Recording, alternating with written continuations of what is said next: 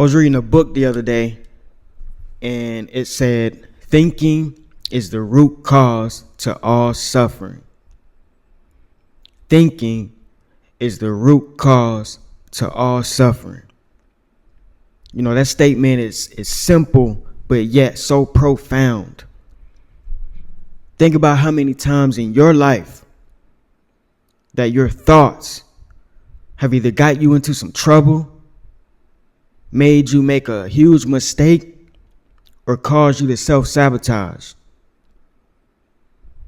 Think about how many times that you were just prepared to take that leap of faith, and your thoughts caused you to limit yourself.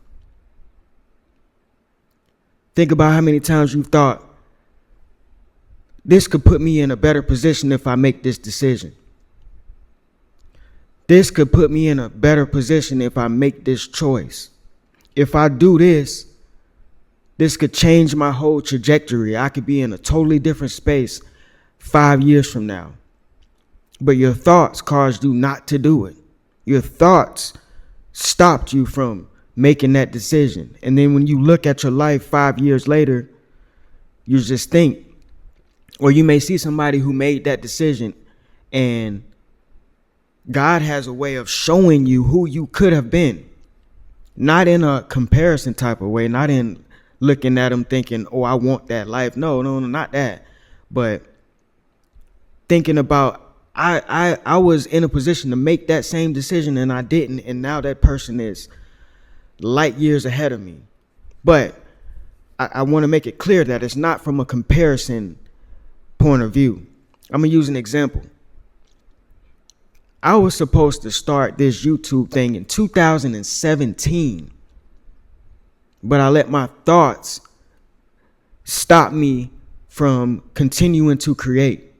I created a couple of videos, but I didn't put them out because I was so concerned about what my friends and family would think of me getting on and creating content, and who are you to be giving advice or to be putting out content to help somebody be better in their situation. Who are you? What type of experience do you have to give someone advice, right? So now that I'm thinking about it, if I would have continued to be consistent over those years, that's 9 years of consistent work that has been put on pause because my thoughts limited. I limited myself from my thoughts. So for me, just reading books such as The Four Agreements and coming across these statements, it kind of puts things into perspective. So now I just move. If I have a decision to make, I just make it and I deal with the consequences later. I just start the YouTube channel, put out content, consistently do it, and whoever thinks whatever they're going to think whatever they're going to think, because I have come to the conclusion that those that mind don't matter and those that matter don't mind. So what other people think of me is none of my business at all. It has nothing to do with me. In my 35 years of experience, I've learned that people are in their own world. They're not even thinking about you. Don't be a victim of the spotlight effect. What that is thinking that everybody is thinking about you. People kill me when they say, man, they just hating on me. No, they're not. They're in their own world. They got their own thing going on. They got their own set of problems. Trust me, they're not thinking about you putting out content.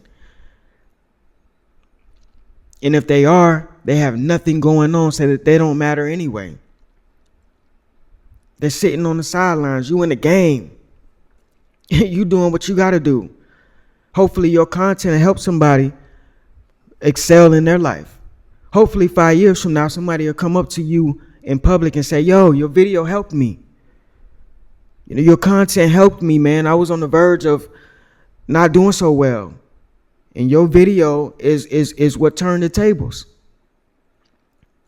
So yeah, I want to leave y'all with two concepts that I learned from the Four Agreements.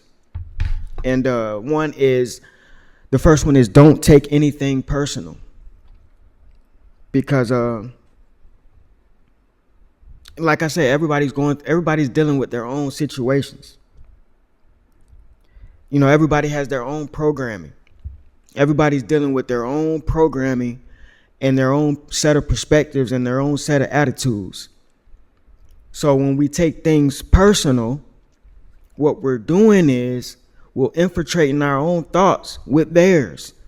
Let me ask you a question. Would you let somebody come into your house, not take their shoes off, and just change your thermostat, just change the temperature in your house? I'm going to let you ponder on that. It's kind of a rhetorical question because the answer should be absolutely no. Absolutely not.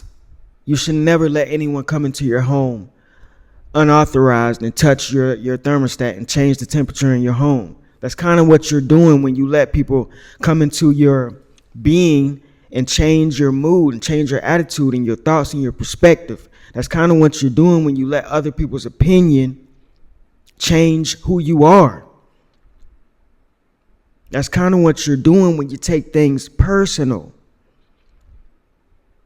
Because what other people think of me has nothing to do with me. It's none of my business. Old head once told me, if you take 6 months to stay out of my business and 6 months to mind your own, you'll have the whole year locked down. That also applies when it comes to other people's opinions. They have nothing to do with you. So mind your own business.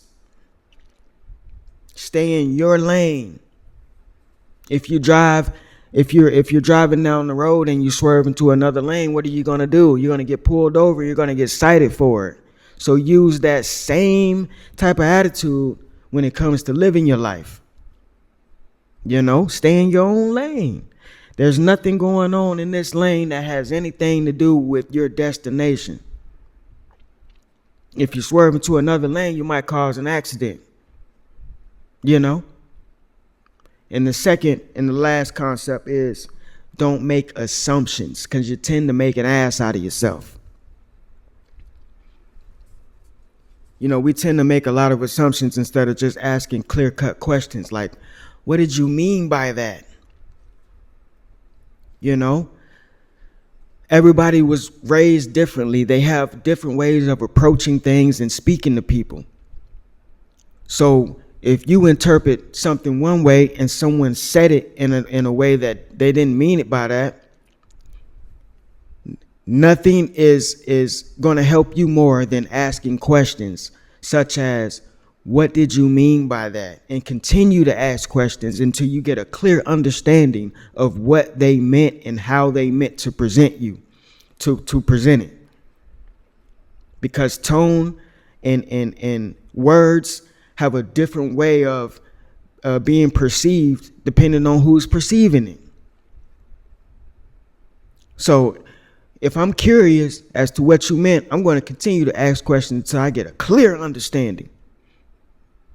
And you have the right to say no. Yep. You're an adult. If you don't want to do something, if you don't want to be somewhere, you have the right to say no. And you don't have to follow up with an explanation. No, because I said no. So yeah, that is my couple of concepts for the day. Remember, thinking is the root cause of all suffering. When you see your thoughts starting to take over, use Mel Robbins' suggestion, the 5-second rule. 5, 4, 3, 2, 1, and jump. Just do it, like Nike said. Look, man, I appreciate y'all time. I'm trying to keep these stream of consciousness thoughts very short and concise because we live in a microwave era. So I'm going to keep these under 10 minutes. I hope you grab one of these concepts and can apply it into your life. And I'll catch y'all on the next one. Peace.